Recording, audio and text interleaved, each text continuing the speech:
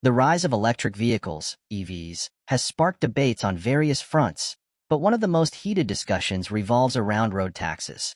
Traditionally, road infrastructure is funded through taxes on gasoline and diesel, meaning that every time you refuel your car, a portion of that payment contributes to maintaining the roads you drive on.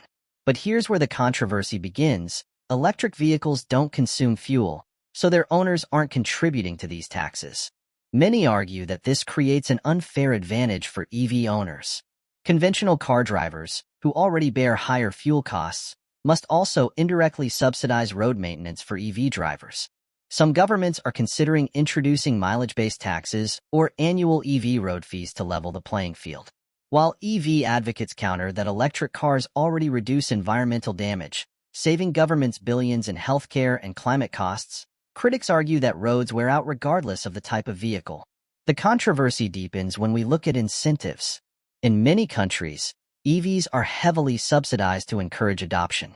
These subsidies can include tax rebates, free charging stations, or even toll exemptions. Critics claim that such perks unfairly burden taxpayers, especially those who cannot afford EVs. On the other hand, supporters argue that these incentives are necessary for reducing carbon emissions and transitioning to cleaner energy. Another layer to the debate is about fairness. Rural drivers, who often rely on gasoline vehicles due to a lack of charging infrastructure, feel penalized by the current system.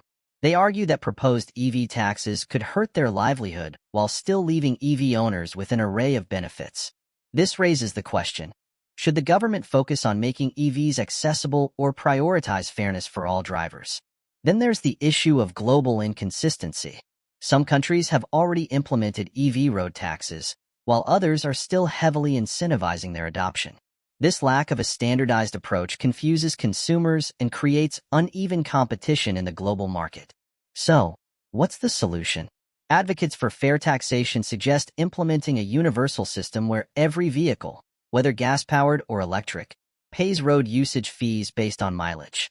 Others propose alternative funding for infrastructure, such as increasing property taxes or creating dedicated green funds. This topic is far from settled. As electric cars continue to grow in popularity, the debate over road taxes will only intensify, leaving both governments and consumers with difficult choices ahead.